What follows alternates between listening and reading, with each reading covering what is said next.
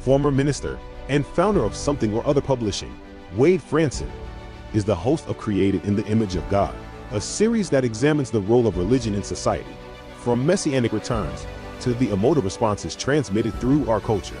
Wade fearlessly addresses reality claims from all directions, objectively exploring their compatibility with Holy Scripture. Tonight's episode, Plato's Republic, with Daniel Sanderson. Good evening, everyone. It's Wade Franson. I'm here with Created in the Image of God, the role of religion in society. And it is November 5th, which is election night here in the US. My family and I were watching some of the early returns. I was also on the Cameron Journal show. Cameron Cowan is in our podcast network. He'll actually be joining us a little later.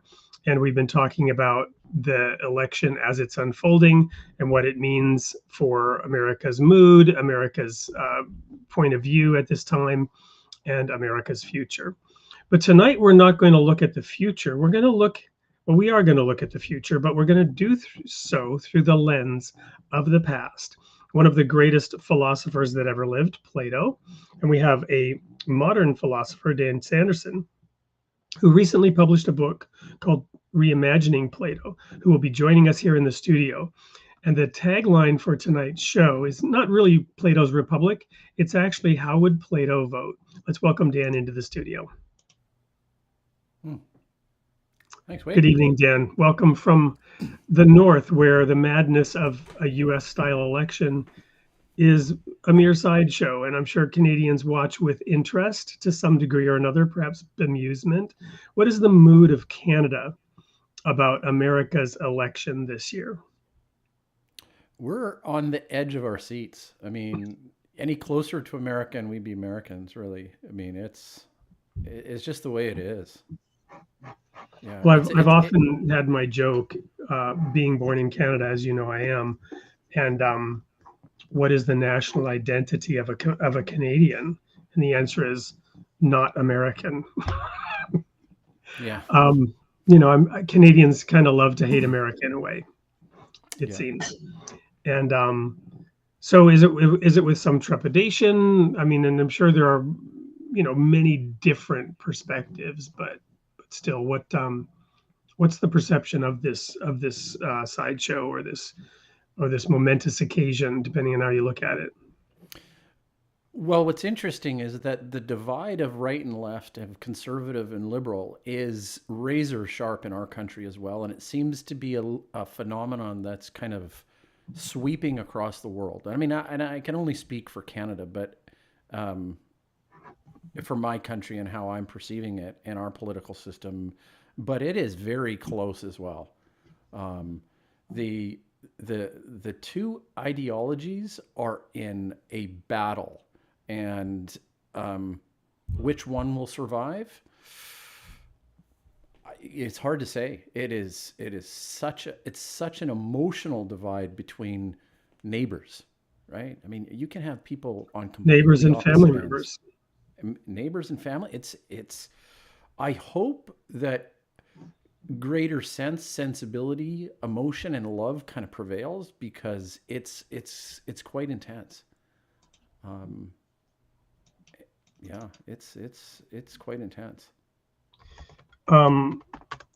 As most of the audience, I think, knows, I'm a Baha'i. Baha'is are strictly nonpartisan. We do not get involved in partisan politics. We don't share how we vote. We don't seek to influence how others vote, which is great. But at the same time, one of the first principles of the Baha'i faith is independent investigation of truth. And in fact, in my view, this is sort of my interpretation, although I could support that with certain Baha'i writings, it's a sacred responsibility to vote. Now, in a past life, when I was a member of the Worldwide Church of God and when I was in the ministry, we would sometimes ask the question, how would Jesus vote? And my answer was always, he wouldn't. He said, my kingdom is not of this world. If it were, then would my servants fight? But now, at this time, my kingdom is not from here. So how would Jesus vote? He wouldn't. He said, render unto Caesar the things that are Caesar's and unto God the things that are God. That was my position for many years. It was against my religion to vote at all. Today, it is my belief that I have a sacred duty to vote. I have to participate in civic life. And the kingdom of God, as I used to believe, and I still do, is being built here on earth. It's just the timing is different, the circumstances are different, and I won't get into all that. But I want to share. The reason I'm going here right now is there's a quote by Jesus, and I'm looking it up right now to get it right, because I like to actually quote things accurately when I can. Right. Hang on, just give me a moment here. If I can't find it quickly, I'll just go from memory.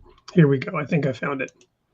Matthew chapter 10, verses 35 to 37. People don't think of Jesus this way. This may even be a little bit of a surprise to you, Dan. It might be a surprise to many of my Baha'i friends. It might be a surprise to some Christians, though perhaps not most. Most would be aware of this principle. Jesus said, Matthew 10, verse 35, "For I have come to set a man against his father, a daughter against her mother, and a daughter-in-law against her mother-in-law. And a man's enemies will be those of his own household." These are the words of Jesus. I've come to set family members against each other, and a man's enemies will be those of his own household. He who loves his father or mother more than me is not worthy of me, and he who loves his son or daughter more than me is not worthy of me. Of course, these are some of the verses that cause atheists and those who don't necessarily ascribe to a belief in the Bible, set them on edge, and they recoil in shock and horror. And one then has to unpack what Jesus was getting at and why.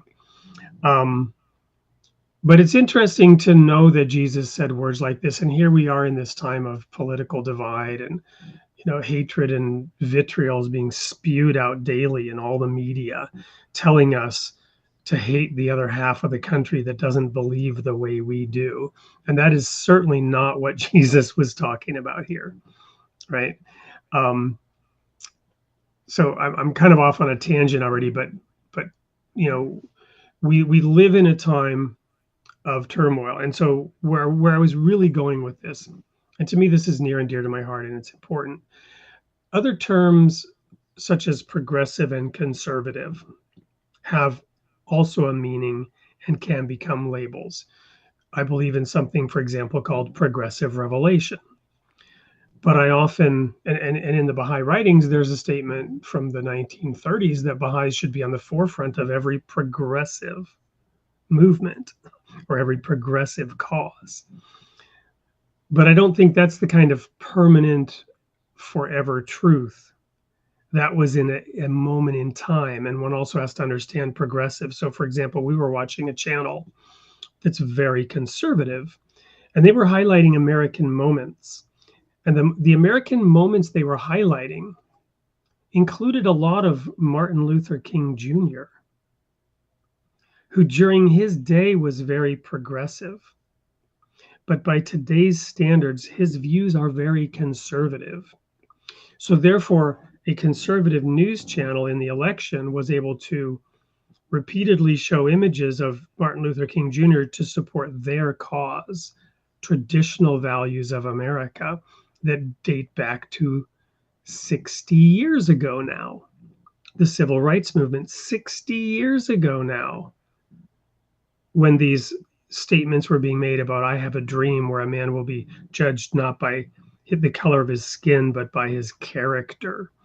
And today that's being turned on its head, analyzing every piece of data through the lens of color in order to establish certain supposed facts based on that data.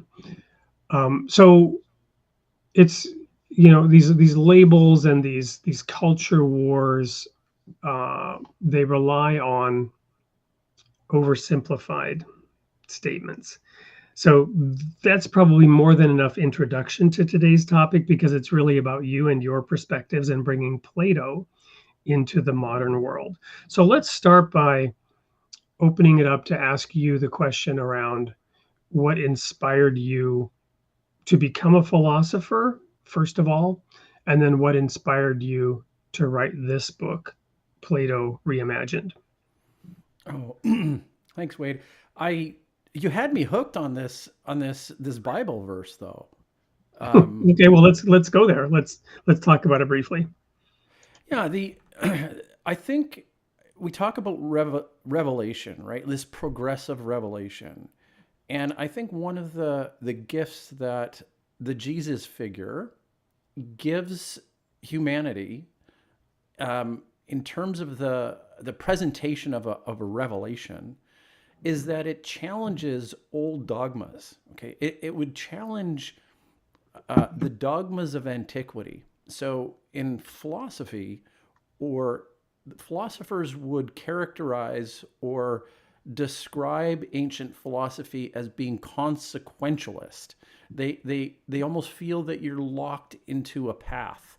You're locked into what your father did and what your father's father did. Okay, and I think, as an example, in this verse, I think what Jesus is doing is he's challenging some of um, these norms of a family, right? And that the family is bigger than the immediate family. I think that's really effectively what he's doing. Um, he also does this in other examples too, where he challenges that natural birthright of the younger child with the younger and the older. This is very progressive in Jesus's time, and something that we didn't see in the ancient world, right? If you were the oldest or the eldest child, the inheritance went to you. Okay, and we've seen that through history. That grip starts to release a little bit. Now, it's not without its challenges. It's not without its um, controversies and conflict, right? But I think through the lens of Jesus, to open up to um, a broader sense of love is really the ideal, right? And I think that's what he was doing. Very interesting. Appealing to a broader sense than just family or even tribe. Yeah, and you got to remember, Jesus is not just whispering in the ear of the individual. He's simultaneously whispering in the ear of the individual and of the society at large. If we could embody society as a whole being, right? He's saying it's like he becomes the living conscience of humanity, right? This is kind of the ideal, is that challenging the ideal and saying, oh, that's interesting. Maybe there's something that, in the light of the ideal human being, we can aspire to be something bigger or greater than we are, right? And so, I mean, I wholeheartedly accept this idea of progressive revelation, although not quite in the same nuance you do, I don't think. Very Wonderful. close, though. Yeah, yeah. Well, cool. So thank you so much for unpacking that for us in that manner. So then, obviously, you do have a philosopher's heart, a philosopher's perspective. So what inspired you to take that route? Is it something that you knew from an early age that you were inclined towards deeper thought and analysis that maybe caused you to look at things differently, or what was it that led to you, Hmm. going the philosophical route? I think I'm a layman's philosopher. In 2016, I couldn't make my way through the dense literature of any philosophy book. I had a friend of mine that passed away a number of years ago, and I don't know if you know this story, Wade, but um, I kind of was a father figure for a young fellow by the name of Tyler. He's a friend of mine that had kind of a bum uh, rap, or genetically he was just not put together very well, and he passed away at a young age due to a lot of different things. But I tried to help him out as much as I could, and I I was I was completely focused on business. I had no inkling towards philosophy at all. He had disappeared for a little while and resurfaced, and he did as he did. He kind of resurfaced as with this new atheist vigor about him. You got to read Richard Dawkins. You have to read Sam Harris. You have to read Christopher Hitchens, right? And for somebody that's so focused on business, I'm like, well, I haven't read like that for a long time. So, I decided to pick up those books, and that's and I jumped right into that new atheist movement. I said, well, yes, of course, that's this makes a lot of sense. And probably like much of the rest of society, realize that is kind of in itself a bit of a cult and probably a false idol. And so, coming off of that high, I just basically found myself going for something more foundational and continuing to learn. And I think the first few attempts at trying to read and understand philosophy, when you read the same sentence over and over and over again, and the books are very complicated and hard to understand. A lot of dense terminology that, you have to read a whole book to really understand one word. Yeah. And that was a challenge. I was persistent with it, but what rose to the top as an aggregate was a love of Plato. Okay, and it's kind of a cliche now that a figure like Whitehead, this is a philosopher that was, I'm not sure what his dates were, but he's in this last century, last 100 years. He said that history is just a series of footnotes to Plato, right? So philosophers really are kind of always referring back to this particular time of Plato and Socrates. And but I didn't know how powerful it was. I didn't know how important those footnotes were. And then when I read the dialogues, I said, wow, this is the precursor to Christianity. This is to say that something that wouldn't really cause any abrasion. It's like, even with Judaic thought, with the Jewish foundations, it is bound with that Hellenic origin. I'm not going to say one was before the other or anything like that, right? They probably both had their unique identities, but they were both the Jewish faith, the Judaic faith was really was formed and changed by the Hellenic origin story, right? What emerged out of that, of ancient Greece, right? So, well, yes. So Jesus was a Jew, but he was born into the Roman Empire. Right. Yeah. So clarify your point though, because I want the point of the cultural milieu, the zeitgeist, to put it mildly. Now, is your interpretation of being born into the Roman Empire, because it's not the Greek Empire, or it's not the Greek hegemony, but from a Roman standpoint, the culture, the philosophy that was very, very much still Greek, even in the Roman Empire. Amen. Yeah. Especially perhaps earlier in it, right? I don't know the history that well, but my point is simply that, okay, let me answer that from the perspective of progressive revelation. And again, this is my view, my interpretation of it. Mm-hmm. When the Genesis story was delivered, I'll put it that way, when the Genesis story was delivered, which is not to address the question of whether it was true or not, literally. I'm not addressing any of that.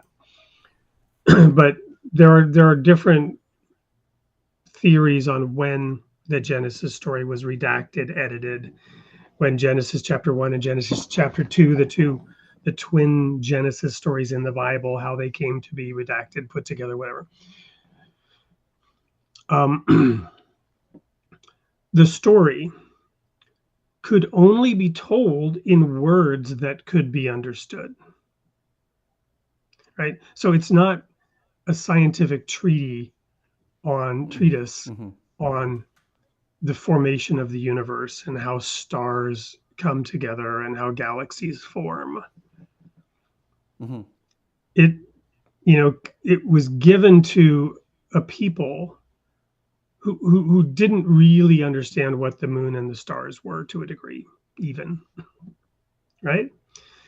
Didn't know anything about evolutionary theory, and on and on and on. All the things that we know and all the concepts that we have that were not available at the time that story was told. And so my view is that this was given by God, but it was given in a language to a people in the context that they were able to understand and comprehend, and that was useful to them at that time.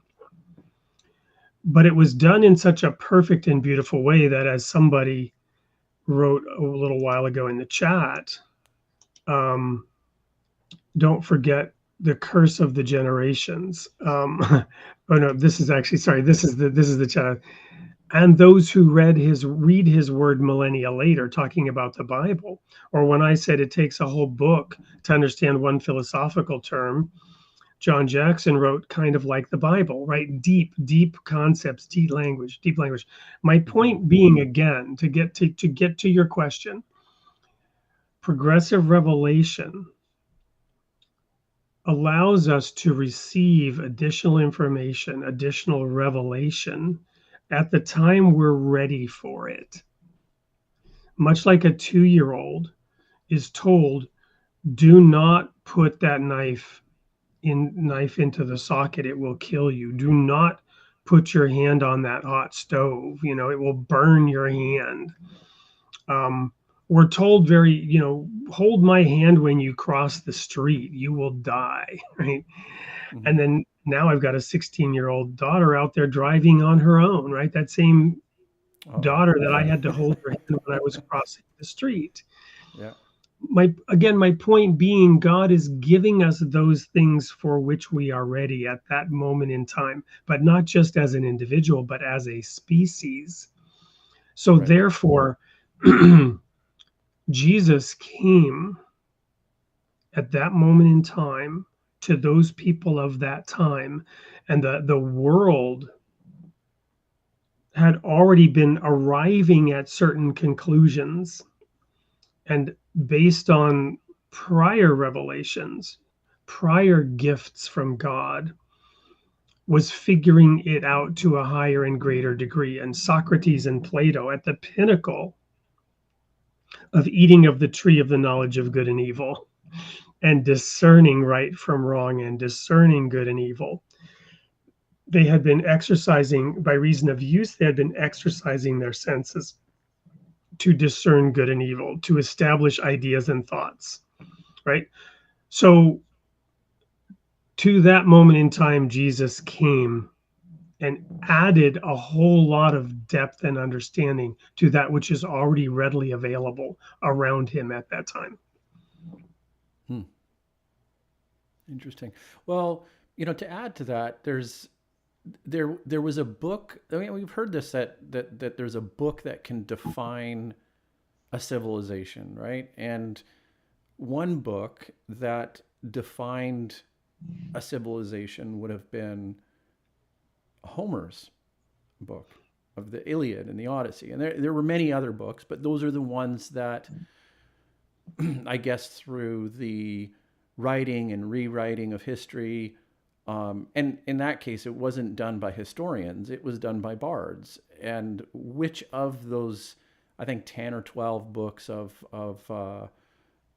Homer's epics did survive? And as it turned out, it was one particular book of the Odyssey and the Iliad, which survived. Now, the way that it was transmitted was through like singing songs, right? Because civilization at that particular time, that was the way that people actually had an ability to transmute that knowledge and that identity. It was really an identity. And so what happened, and you could maybe, let me float this here for you, because I think that if from your perspective, you're looking at progressive revelation as something where God is eternal, right? That the move that was brought to Socrates and Plato at that particular time was pushing them, urging them in the direction to say that hero worship should not be solely directed at the warrior class. It really needs to be directed at people who are embodying reason as that conduit to the ideal self, I guess you could call it, right? Okay, so it's really elevating reason. And I thought, well, that's really interesting. Could you start to think that was one of the stages in history of progressive revelation where the sacred book of the books of Homer move into something that's more virtue-based, something that's more intellect-based, something that discusses things like justice, prudence, courage, these types of virtues. Is that, would you agree with that? Absolutely. I believe in a version of evolution. Progressive revelation itself is a form of evolution, right? There used to, when we back in my fundamentalist theology degree days sought to disprove evolutionary theory, we talked about something called the phantom progenitor, right? Or you would say that there's no what do they call it? The chain, right? The missing links in the chain, right? Because you'd study, and you'd look for these missing links, and we would say, look, there's no chain. There's no missing link. There's a missing chain. You have all these links and none of them connect, right? So you had a phantom progenitor, which at every stage in evolution, suddenly, boom, the phantom progenitor emerges and a new species is created. All the links are missing. You just have a series of chain links end to end. There's nothing really that connects them, right? Every single transitional link is missing. What's my point here? My point is that the evolution that I believe in is divinely guided. And at key points, we receive the inputs from God that are needed to progress us. It's a divine educational plan. And all of creation is led this way, such that the static symbol is a tree with its roots in the soil, able to derive nutrients and nourishment from the dirty earth, from the former kingdom, the mineral kingdom. And the plant kingdom literally feeds off of that which came before. And its leaves stretch towards the light. And its power is photosynthesis, right? Which then in turn gives the animal kingdom something to feed off of. Right? And today in modern science, how much research, I don't know if you follow it, but we're studying into animal species more than ever to unlock the secrets of the universe and to apply science based on what this, that, or what value this, that, or the other species already possesses, right? The principles of that lead our scientific exploration and our stretching towards the light come from studying what already exists in the form of this diversity of life is the animal and plant kingdom. We're unlocking the secrets by studying nature itself. So my point is, this is all divinely guided, and the evolutionary process is divinely guided by external sources, inputs into what we learn and experience. So, long-winded answer, yes, absolutely. What you are saying is true. Humanity is evolving and moving forward from older models that we realize are flawed, and we leave them behind, and we move towards higher levels, higher planes of understanding and thought and virtue and aspirational goals that we now understand we can achieve. But we got to be ready for them, right? And we're not always ready to them for them. Just like the way the Bible was written, and in the example that you used of the story of Genesis, Right. we have a capacity at this point that may be very different from our capacity in 100 years or in 1,000 years. And I don't think we have to. I don't think we're saying anything controversial there. Not at all. Um, Let us quickly go to a commercial break, which is actually a little trailer for your book, and then we'll dive into the topic of how would Plato vote, having laid this sort of meandering, hopefully interesting to the audience, exploration of philosophy. We'll be right back. Don't go anywhere. Of ancient wisdom could guide us in today's world. What if the lessons of philosophy were not just ideas from the past, but living insights for the present? In Reimagining Plato, Daniel Sanderson brings together the timeless minds of Socrates, Plato, Isocrates, and Sophia, rethinking the cardinal virtues and helping us remember what it means to seek the good. Delve into the origins of probability with the ancient game of Astroguli, reveal the enigmatic patterns of the 16-point Vergina sun, and engage with the healing traditions of Asclepius. It's not just about reading philosophy, it's about experiencing it, bringing ancient dialogues to life, and finding meaning that resonates today. Discover a new perspective on philosophy, faith, and healing. Reimagining Plato by Daniel Sanderson. Get your copy now.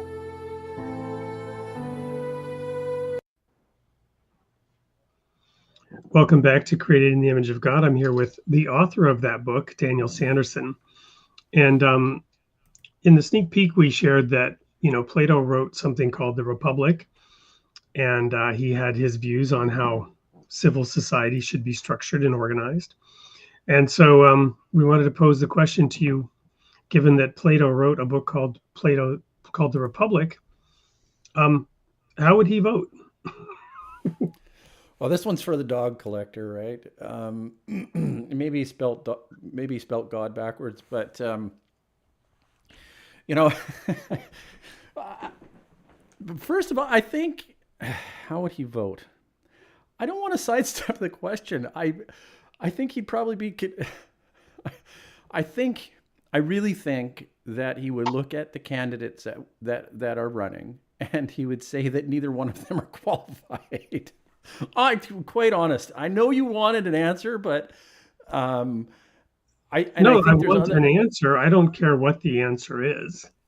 He was all about, look, you hire, or you not hire. You would go and buy shoes from a shoemaker. You would buy, so that person who we would want to run our country or be the leader of our country should really be the most qualified person for the job, right? Well, and by qualified, what were his qualifications? Yeah, that's a good point. What would be the qualifications of a leader? I think that he was. Are you familiar with Pericles, the great, right? So I think he was viewed as a really solid leader, and he invested a lot into the development of the Greek culture, and he parsed away the nonsense. He wasn't authoritarian, but he was a strong, commanding, decisive leader within Athens, right?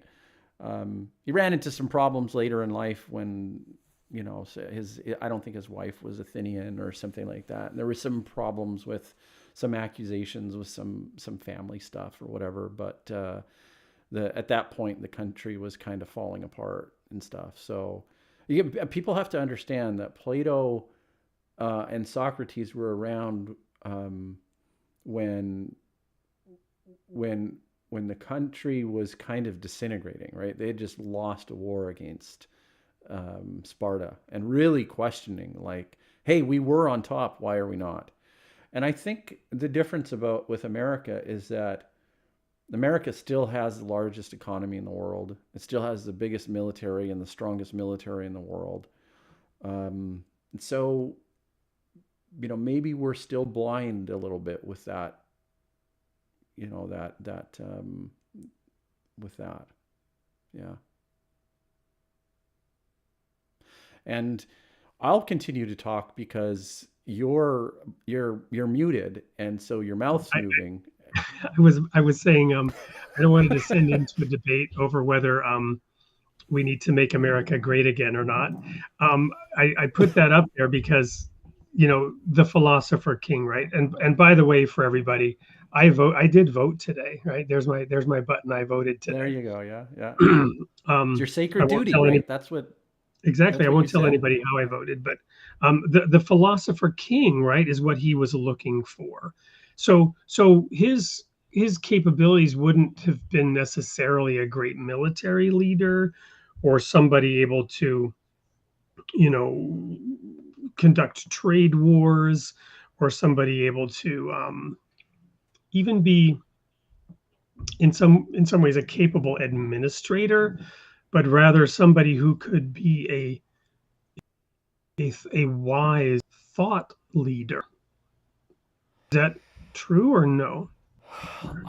You know what? It's the tradition that we take, and it's what we would focus on in the Republic. But I think there was a linchpin to everything. And the linchpin was the Republic is littered with the self-doubt of why did Athens lose? Because that philosopher King would be right all the time. Their society would be the strongest.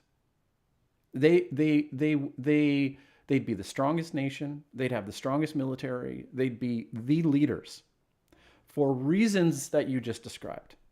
Okay. Now I'm reminded of a biblical example. According to the Bible, it's not Socrates, but Solomon, who was the wisest man who ever lived. And the prophecies about David and Solomon were that people would come from near and far to the kingdom of Israel, and they would come with the question of, what is it that makes you so great? And the answer would be, no nation has such wise laws, because Israel was to follow the laws of God. Yeah. I think you would say, you'd say amen. That's what you would say. Nodding your head, you'd be like, yeah. Well, but is that it? So the sort of profound angst in the Republic, are reminded of a Canadian philosopher, Neil Young, who wrote, when Crosby, Stills, Nash and Young came together for a brief reunion, he wrote a song called "The American Dream." And I don't know, even Neil Young fans probably don't know this because it wasn't a very good album. But there's a line in there that goes, "Who knows where we went wrong? Maybe back when we were young and strong." And so where did we go astray when our arrogance perhaps led us to stop doing those things that had made us young and strong? So in America, for example, there's this thing called the Greatest Generation,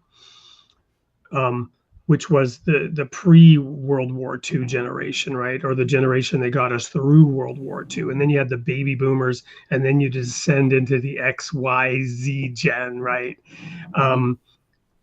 Of people, who, all they can do is spend all day on their phone, right? So Plato is going through this. Where have we gone wrong? Where have we gone astray? Is that it?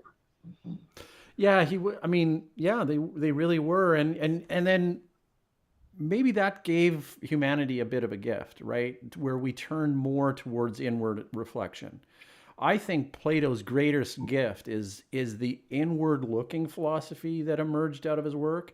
Now, I mean, the theme of the show is more on the Republic side of things, but he dramatically, I think it gets exponentially more difficult to make those claims and rely on yourself to try and extrapolate that from an individual human being, right? And even somebody with one of the greatest minds ever, with Plato and the help of Socrates, it's still not sufficient. He tried to lay a framework with the Republic, and still it's a masterpiece, right?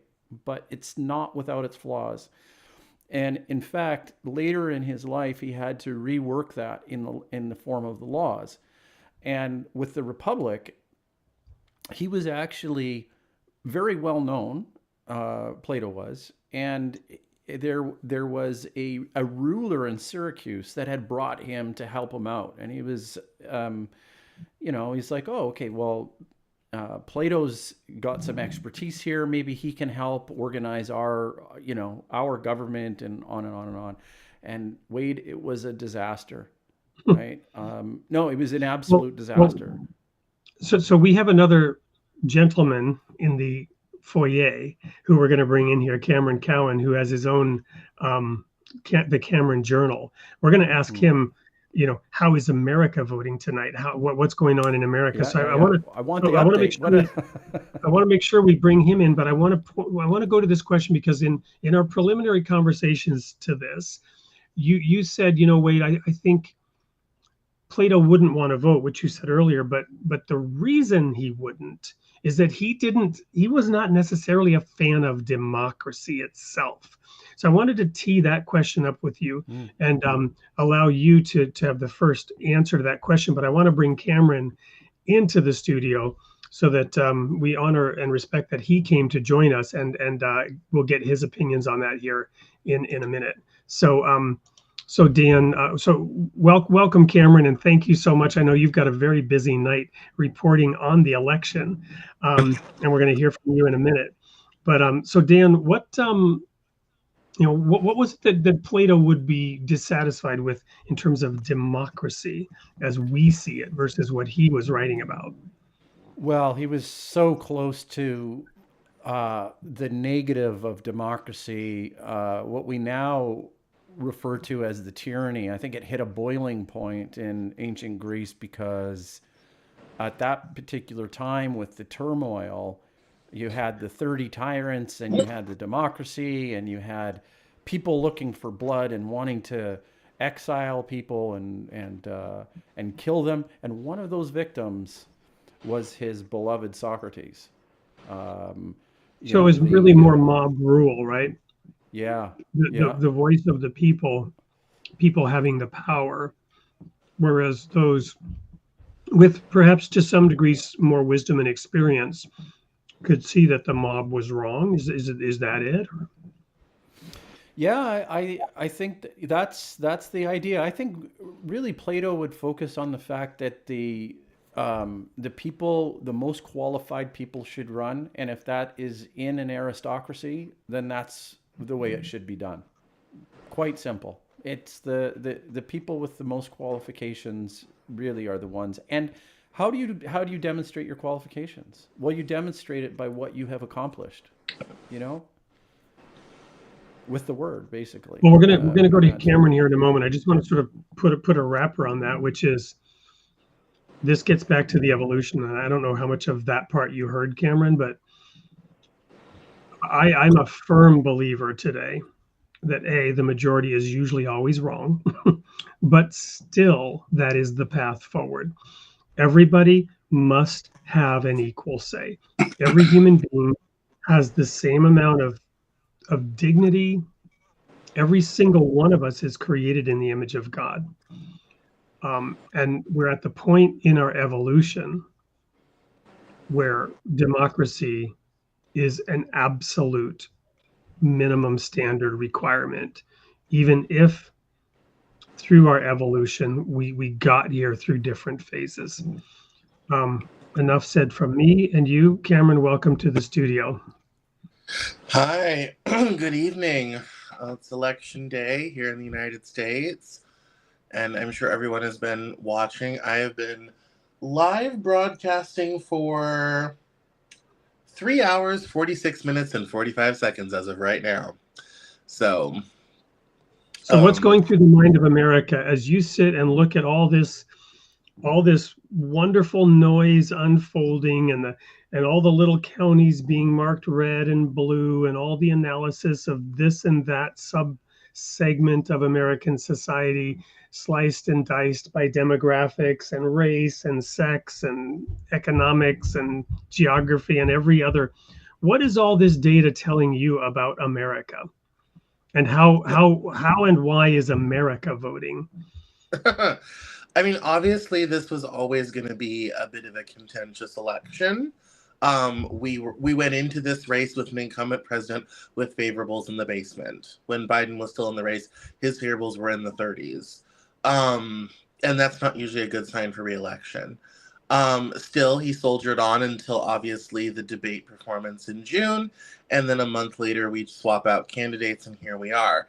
And this was also going to be contentious because it was a 2020 rematch between Biden and Trump initially, and so that was was a lot of people being like, anybody but these two, sort of, can we have something else, sort of thing. And even in the Republican Party, Nikki Haley mounted a pretty decent primary challenge to Trump as the party tried to but unsuccessfully moved away from Trump.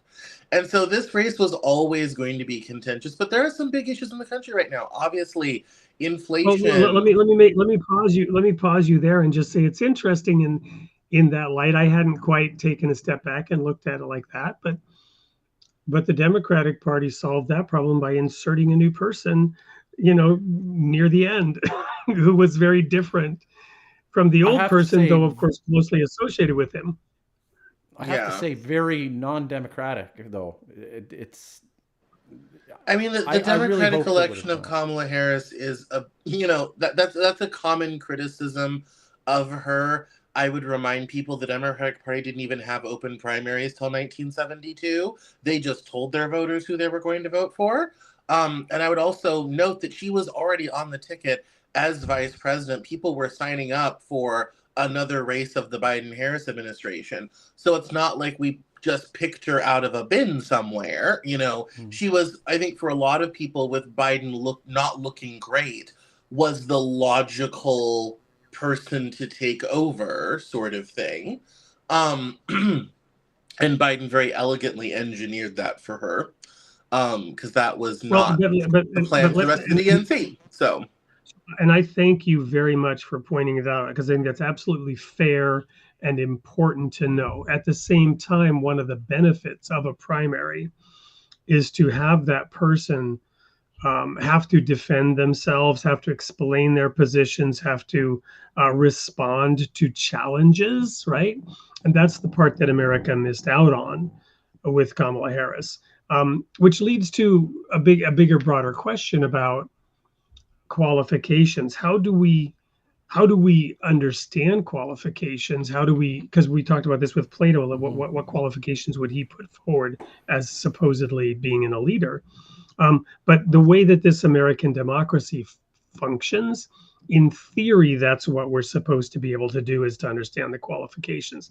So why is the American election sort of unfolding the way it is, with almost caricatures battling it out on a stage, and one imposes one's own fantasies and perceptions, I guess, on this champion, and one imposes one's own demonic images on the opponent of one's own champion. This is the essence of partisan politics in a way, right? Why is that? How do we get here? Well, I think in the last decade, a lot has happened. I kind of pointed out during my live stream for the vice presidential debate, where I said, after listening to Vance and Waltz, one of the things that I mentioned was, how different would this race be if Trump and Harris were at the top of the ticket? Because when you hear the policy positions come out of Vance and Waltz, It sounds like normal politics. It was a boring debate. um, and that was kind of what people, I think, wanted and were looking for, um, and it was kind of refreshing, I think, at some level. And so, but I think it's the partisan nature of now. A lot has happened, especially coming out of the Obama years. A lot has happened in the last decade, and I think our politics, I think, is very broken right now.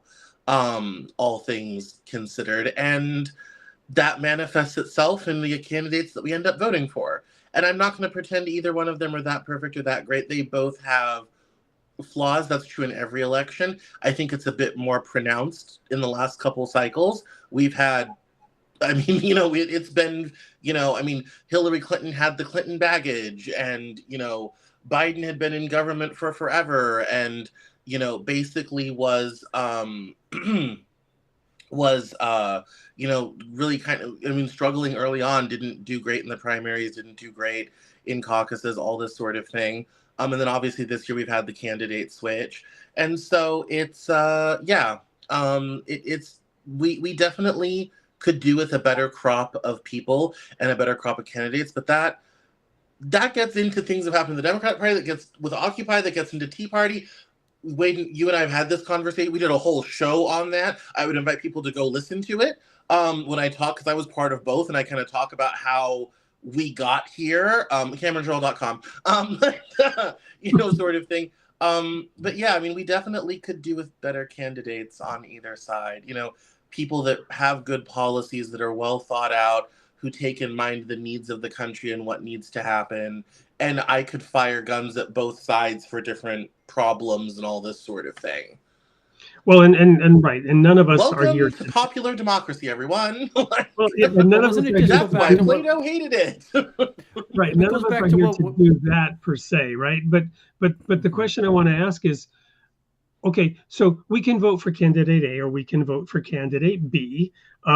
Peace on Earth has this to say about that: we are a bunch of slaves. We don't choose anything. Democratic institutions only create an illusion of choice and democracy. To the degree that that's true or not true, what can we do about it? What should we do about it? What is our civic and our sacred responsibility?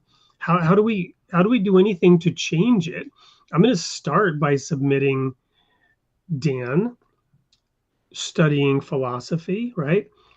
Getting a liberal arts degree. I have a liberal arts degree. Now, my major is in theology, but I had to study the classics.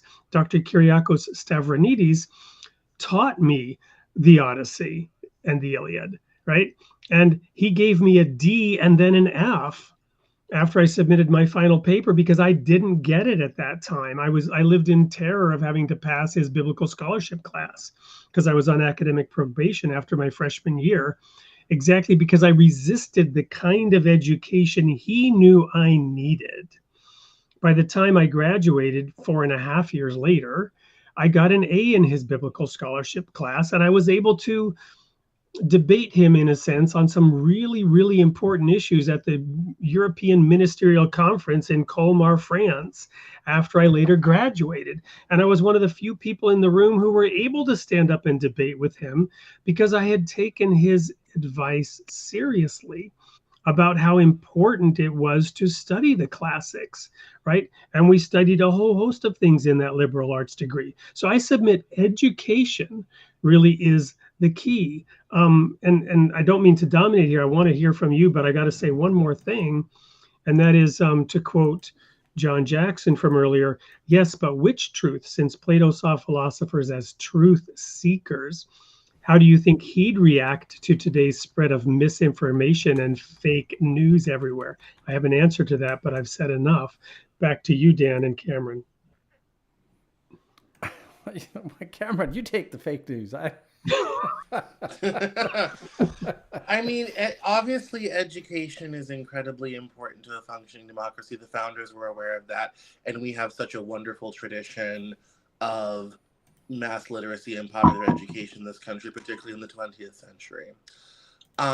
So it's very good. It's very important. But I think that there's certainly not maybe as many people as one would hope. I mean, only 30% of people in this country have college degrees. I have an advanced degree. I have 2 of them, and one is like a mini PhD sort of thing. And we're down to 12%. I mean, you could fit, all of us in a large boat sort of thing.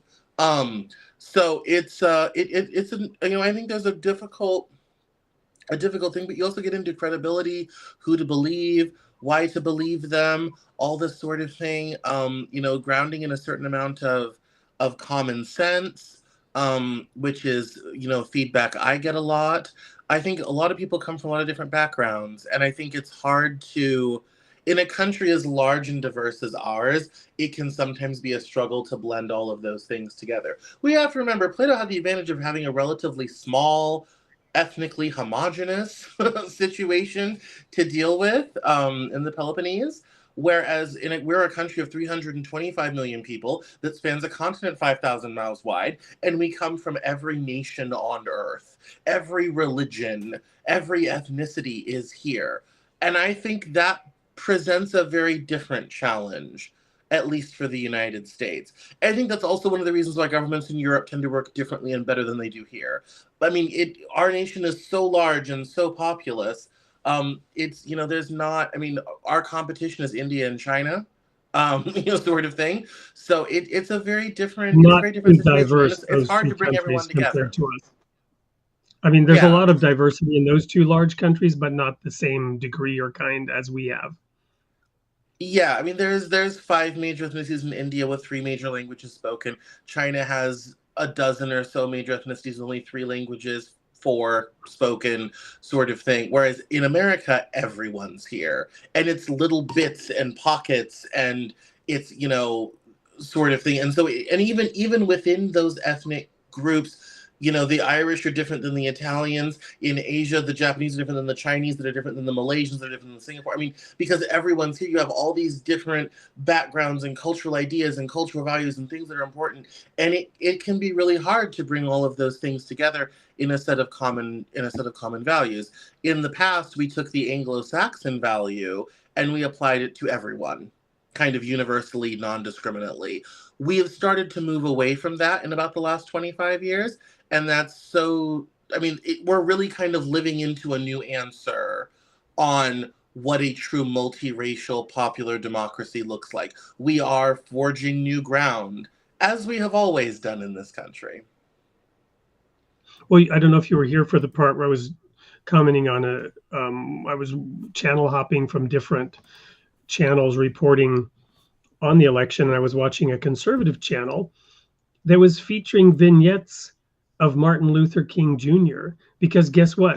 He led the civil rights movement 60 years ago, which was very progressive at its time. But it shocked me just how conservative he was by today's standards. In terms of on the progressive and the liberal side, if he emerged today with his views from the 60s, he would be very conservative. Yeah. I mean, but how times have changed. Yes. How times have changed. It is 2 minutes to 10 o'clock, and we're getting another huge data dump. So I gotta go. Thank you. We're honored that you've squeezed us in. Thank you for showing up. Namaste. No, thank you guys so much for having me, and I'll talk to both of you offline. But thank you so much to all your listeners, and we'll do this again later. All right. After we're done here, everyone go watch Cameron as he counts down the rest of the election until the wee hours of the morning, and still won't have an answer for us. All right, guys. Thank you. Good night. Good night. All right, Dan. So back over to you then to answer the pieces of that didn't get answered by Cameron and my back and forth. Getting back to the whole liberal arts degree and the education that's needed to create a different kind of election 4 years, 8 years, 12 years from now. I love what you said, Wade. I think that democracy, right, wrong, or indifferent, is about bringing everybody along. And, not everybody's educated at that level. And if they're almost demonized as ignorant, dare I say, basket of deplorables. Yeah. I mean, That was a so phrase used by one candidate against the followers of another candidate a few years ago. yeah, so I think, really having the patience, and you used the word earlier too, and I've heard it before. The word is it's something about not decency, but something you give somebody when they're typically you give them. Uh, it's like a form of respect or decency. RESPECT. No, I mean like when somebody's like in a hospital, like what is it that you give somebody? You Um, afford them the dignity. Dignity was the word I was searching for, right? And so I think that right now the the the academic interpretation of dignity is something that we feel we should thrust upon those who are less fortunate, and almost like a liberal reaction to those that don't have uh, um, that somehow lack what the majority have, or something like that. And I think dignity can be imagined in slightly a different way. And dignity means that we're all brothers and sisters. And so aunts and uncles that have a differing opinion or a different ideological standpoint, I think they deserve that dignity of being included in a conversation and respected. And I think that is more of an ideal form of dignity if we want to grab onto that, rather than institutionalizing it, if you know what I'm trying to say. Yeah, So it's something that has to be given. It can't be mandated. I mean, yeah, it and I must think be mandated. I mean, we have to set the minimum standard, right? We have to have laws, and we have to enforce those laws to mhm. protect people, to preserve standards, equal, dare I say, equal opportunity. But we can't mandate equal outcomes. And in order for there to be any kind of equal outcome, we have to help each other voluntarily. At the granular level, at the individual level, you reach out your hand and help somebody up. All those movies with their inspiring moments when the music score rises and the lighting is just right and the angle is just right. It's when somebody's reaching a hand over a ledge to pull another individual up over that ledge and save their life. You know, Certainly there are equivalents where a president with his pen signs an edict into order. um, Another one of those moments on that conservative show today was when President Lincoln decided to make the Civil War about slavery. And they highlighted that after that was done, England and France withdrew their support from the South. That was a moral moment. It was a moral decision that the president made at the very end of 1862, which then went into effect in 1863, to make the war for a more perfect union and the war to preserve the union no longer just about preserving the union, but about abolishing slavery. My point being, yes, there are a few legislative moments that are inspiring, but true equality will come when we voluntarily become our brother's keeper. And yes, we will Yeah. build a just society in which we have just laws that reflect those values. But those values have to be instilled in the individual. As Peace on Earth here said in the chat, the change in society will take place when people accept God as their leader. I firmly believe this. My atheist friends, with all due respect, and my agnostic friends, with all due respect, this is my belief. I have a right to my belief. My belief as that this will come when people accept God as their leader, when people accept that source of higher power that we submit to, not just our own idea of good and goodness and our own desire to be good and moral and right. That's critical. Our own hearts must want that, but it comes from a humble acceptance of the awe of a being vastly more powerful, loving, merciful than ourselves.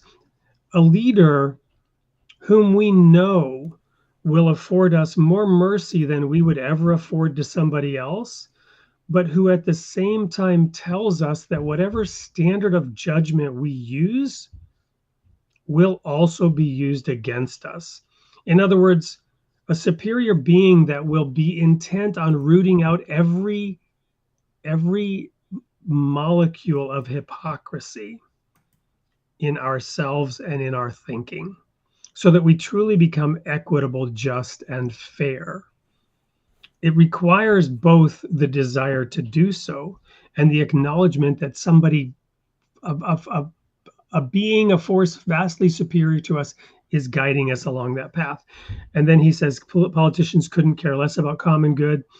I believe there's some truth to that, because their belief is that they will cause the common good if elected. I believe that politicians, even those who will do anything and say anything to get elected, right? That's one accusation that I hear thrown out a lot, and it's probably to a degree true.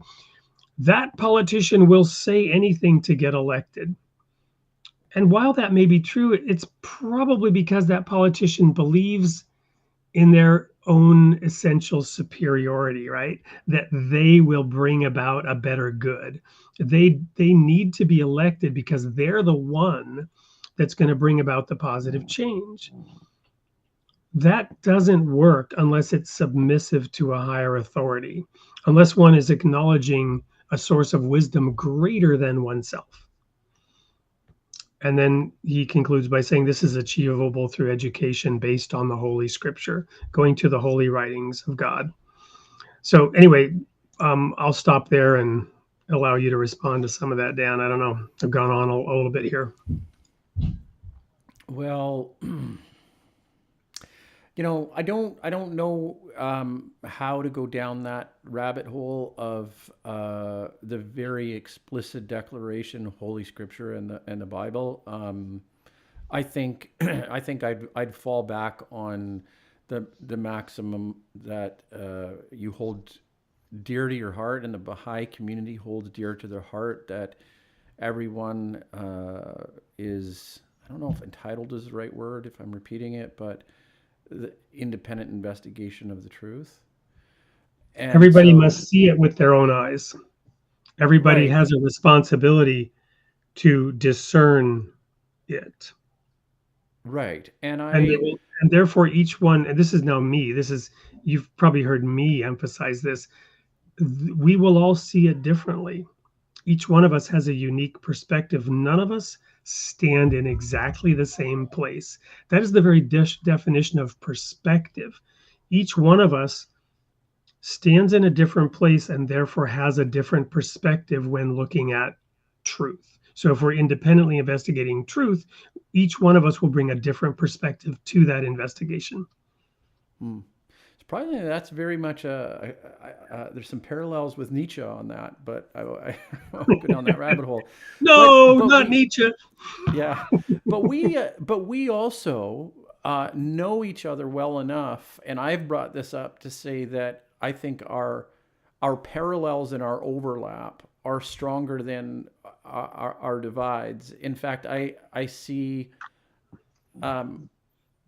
I see over a period of time of getting to know, and for listeners that don't know, we've known each other for a number of years, and I feel that um, we've clarified and crystallized, at least for me, a lot of our overlaps, and I think the overlaps are stronger than where the divisions are.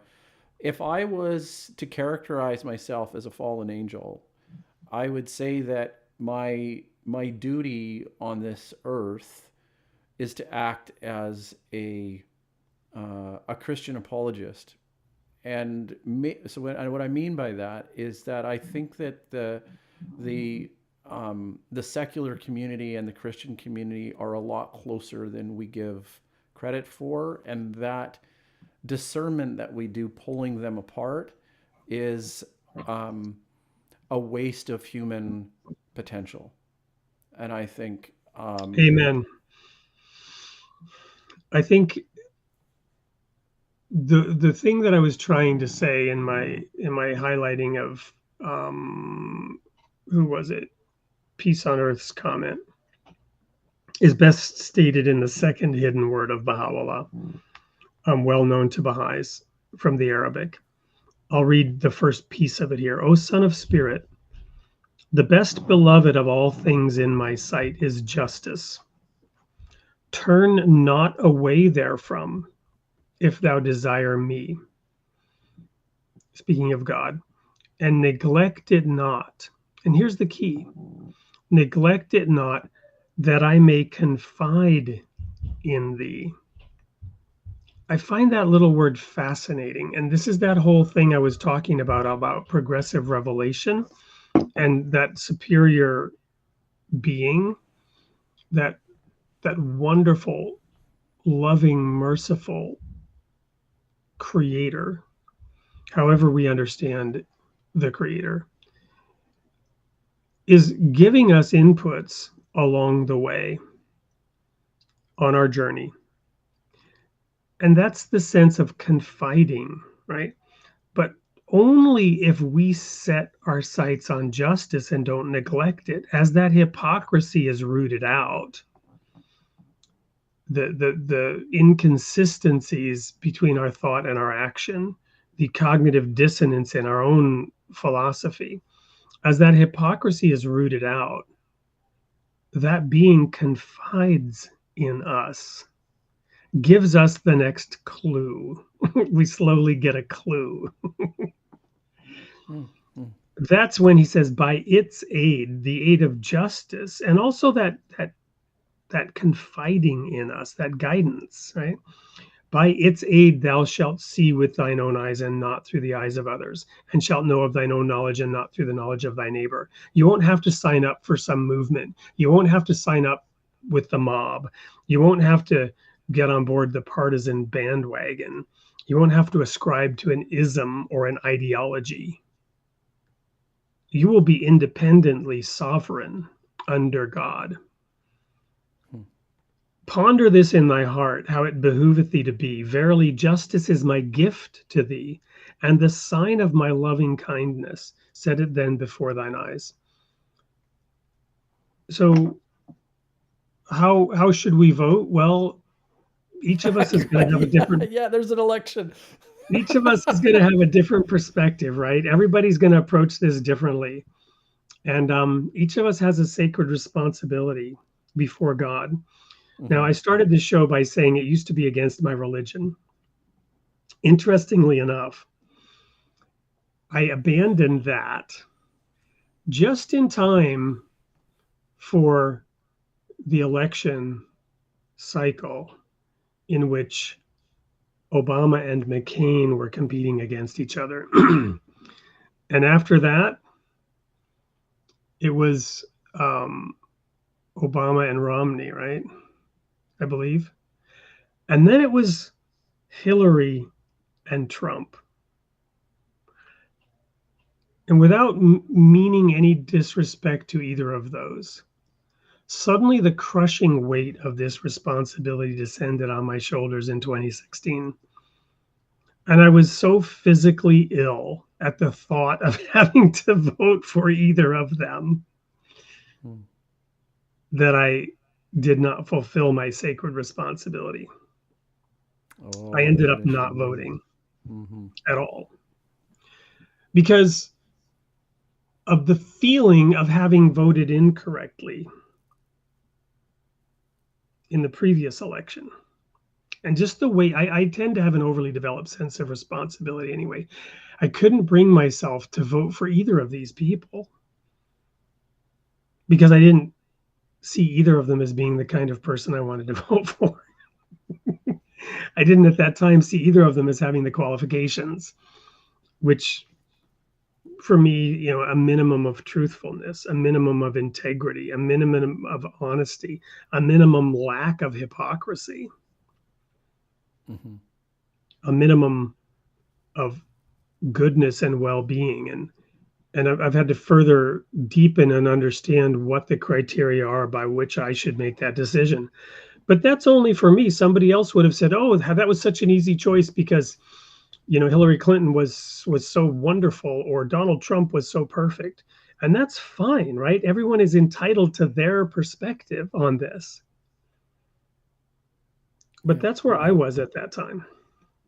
Yeah, I remember. I wasn't a big. Well, I'm not going to say what I was thinking at that point, but I remember that young women were brought to tears because their idol of Hillary Clinton and what she could have done for women in America was, shattered. And I don't know.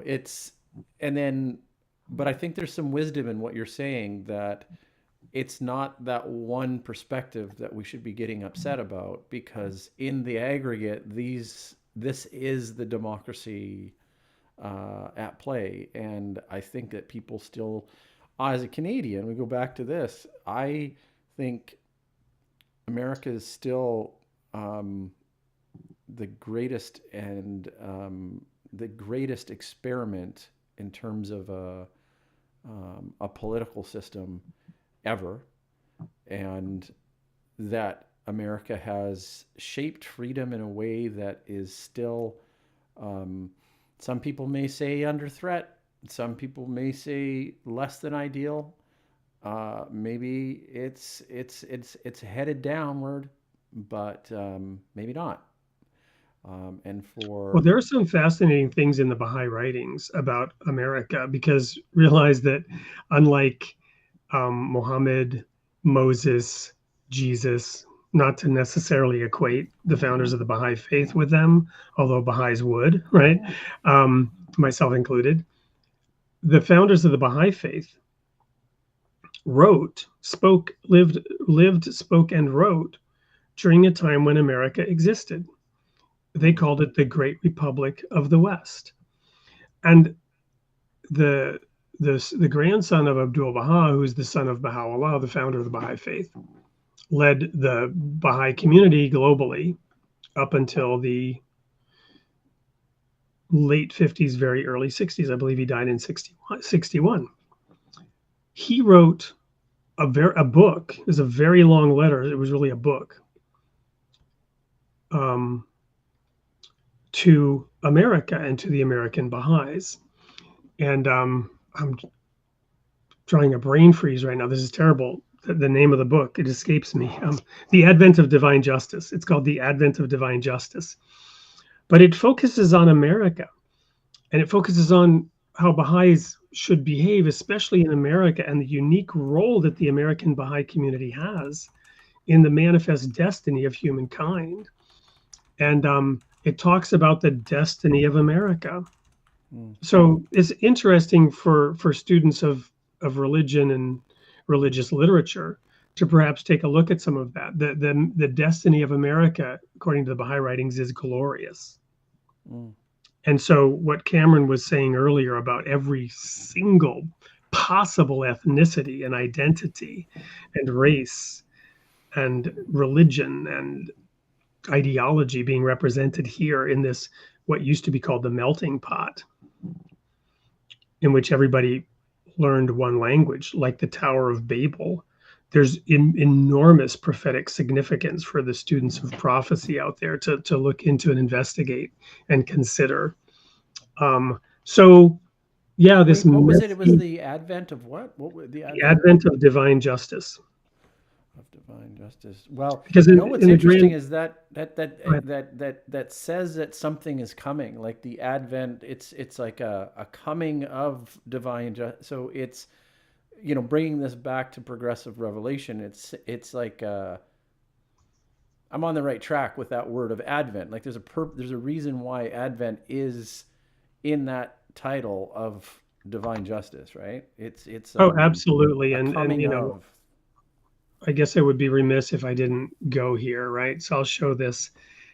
People have heard me talk about this before on this show, so I might as well go there again. And I've already laid the foundation for this. When the Son of Man shall come in his glory, and all the angels with him. There's the Advent, right? When the Son of Man shall come in his glory, and all the holy angels with him. Jesus talked about him coming again. This is an instance of that, a specific instance. When the Son of Man shall come in his glory. There's a depth here. Remember, we talked about you have to read a whole book to understand what the word means. And before him shall be gathered all the nations, and he shall separate them from one another as a shepherd divides his sheep from the goats. I used to think this was an individual thing, that we as individuals will be separated. No, he separates the nations. Right. In groups, right? The sheep on his right hand, the goats on his left. And then he'll say to those on his right hand, come ye blessed. And then he proceeds to say the criteria. And I've shared before that these criteria are the criteria of the Universal Declaration of Human Rights. And in the context of Matthew, it's judgment, it's justice. And Jesus said in Matthew 7, judge not lest ye be judged, for whatever standard of judgment you use, that is with that which will be used against you. So here he's outlining that the just king will come and judge the nations. How will he judge them? Based on the criteria that they established, based on how they said they should judge others, based on how they did judge others. And that standard is essentially the requirements of the Universal Declaration of Human Rights. So in 1948, when that was established, the standard of judgment for the world was thereby established. We've reached maturity. The advent of divine justice has come. The Adamic cycle has been brought to a conclusion, or is being brought to a conclusion, and the judgment is being passed on the nations as we proceed to the next phase of our destiny, which we don't have time to go into now. But the great republic of the West, alluding back to Plato's Republic, yeah. That sacred text that you spoke of. Well, there's maybe more to this than meets the eye, and I think we need a sequel. Yeah, we hunger for having the best political system. We're not just saying, "Hey, this is good enough," right? I mean, the intellect is trying to say, and by definition, the divine is trying to say, this is the ideal, right? That's something within us is illuminating that, right? Okay, and we're driven to it. We're attracted to it like flies are to a light.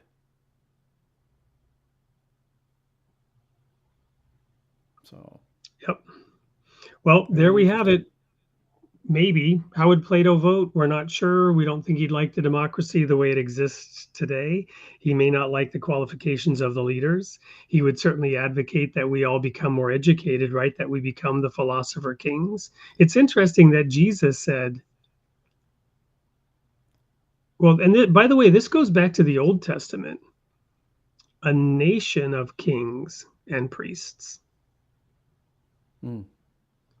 So the idea of a philosopher king, or the idea of a democratic ideal of an educated population able to rule themselves, let's put it that way,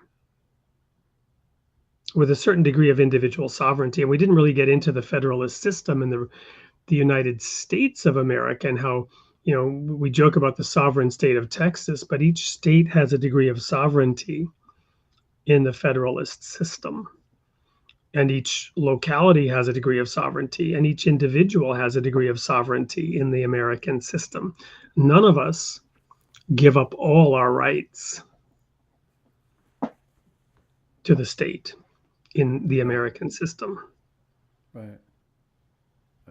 Anyway, Dan, I'm rambling now. Any last minute thoughts or comments before we go to the sneak peek for next week's show? I just somehow wanted to give a shout out to Cyrus, the Persian king. I think he's one of the only people brought up in the Bible. Wait, what was his title? Cyrus the what? The Great. Cyrus the Great. Yeah, he was a wonderful leader and had a lot of respect amongst his people. He allowed the people to enemies. retain their religion, right? He was the first, Mm-hmm. the first to grant freedom of religion to some limited degree, right? I don't know if he was the first, but he was. Yeah, but the thing that jumps out the most for me is he was in the Bible, right? Like he's in the sacred texts of the Bible, and I think that's fascinating. So, that entire Abrahamic tradition recognizes somebody that really had nothing, like, I mean, maybe a precursor to the divine revelation of something that was better as a leader that moves people in a particular direction and forever changes history. I think that is really interesting. Yeah. So, yeah. Wonderful. Thank you. Well, let's quickly go to that sneak peek and then we'll wrap up.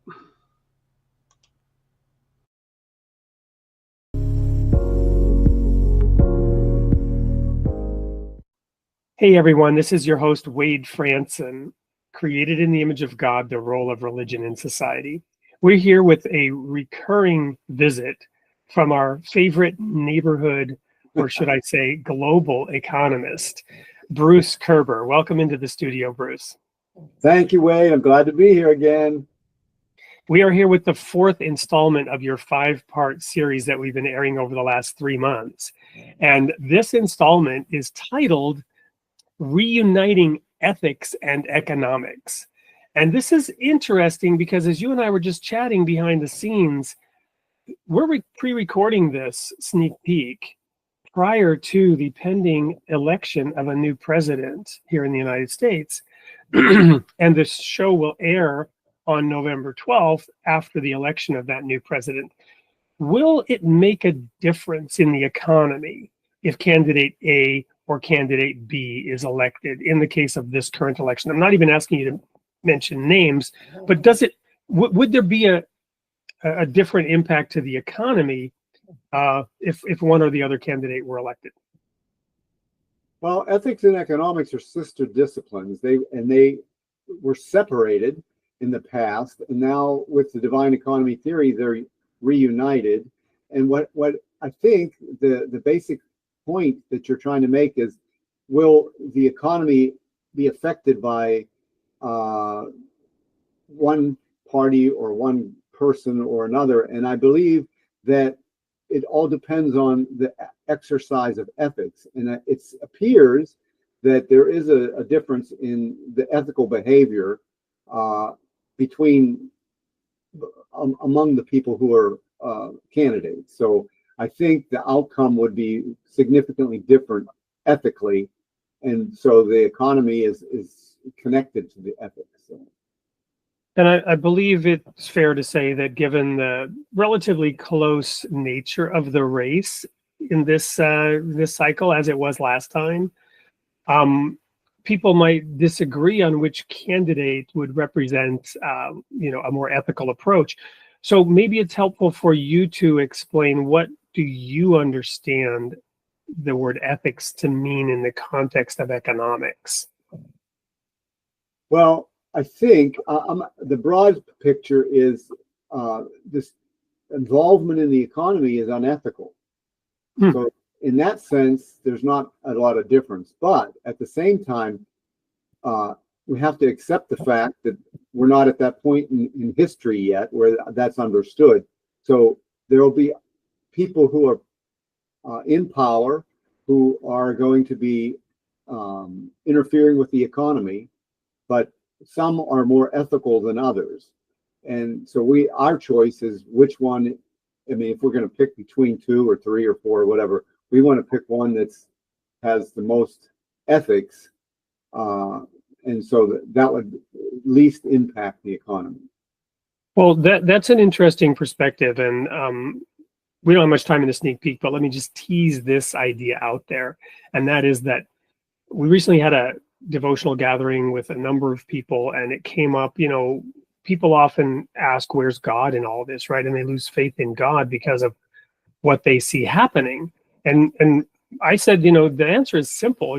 God gave us free will. There's no God in it, in the sense that we're doing this to ourselves. And you and I were just saying, well, God doesn't micromanage, right? Far from it. He doesn't micromanage. He shines the sun on the just and unjust alike. The rain falls on the just and the unjust alike. God does not micromanage situations.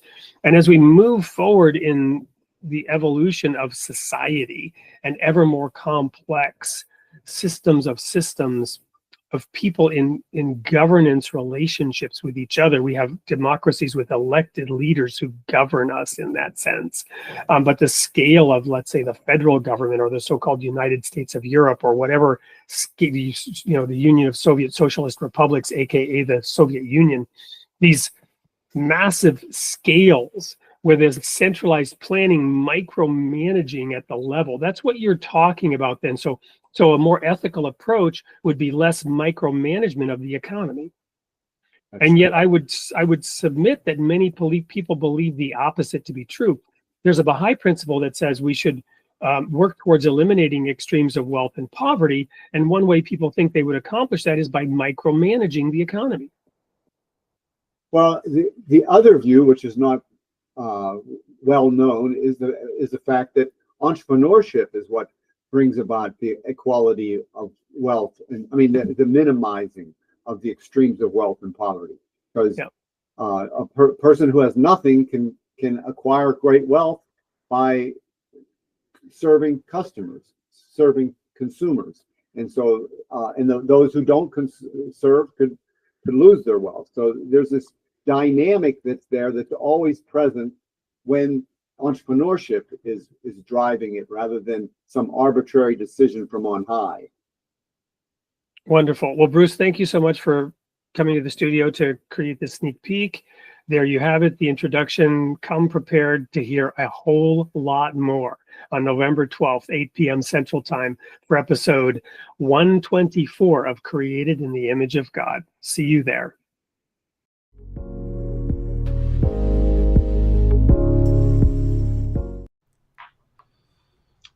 Wow, I'm excited to hear that show. Sounds really interesting. So, Yeah, Dan, that seems like almost a continuation of some of the topics today. Any comments on what you heard there in the sneak peek? Well, I mean, I'm very interested in ethics and economics, and I think that doing one without the other is problematic. I'm doing that almost for a good friend that is in economics. That we're having this kind of discussion, and I think it's difficult. I think the discipline of economics has tried to put forward something to that extent. However, economics is still an art, which means it's in the discipline of the arts, not of the sciences. And I think they, as a discipline, they would very much like to be part of the sciences. However, I feel that the way to bridge that is through an ethical framework, and that's maybe not shared by everybody, but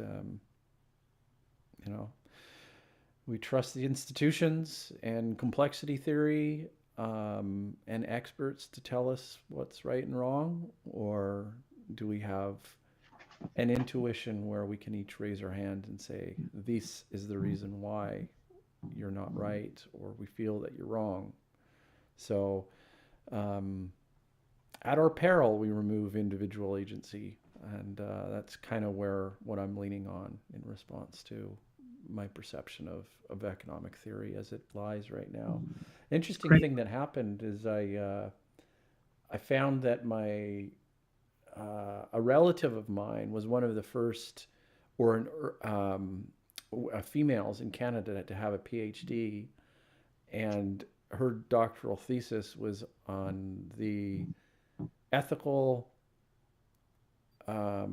system of Adam Smith, which was very interesting. So I'm waiting for that thesis to come. She's a relative of mine that used a large portion of her income or her estate to set up a family trust, and that family trust allowed me to go to post-secondary education and descendants. It's quite a remarkable family inheritance and fund to rely on, and that's where that came from, was from one of my distant relatives that set up this trust, and that's what her doctoral thesis was. Awesome. Yeah. So. Well, that's a good sort of capstone for tonight, where we talked about so many things, including education as the path forward. So thank you to you, Dan, to Cameron, who was here with us.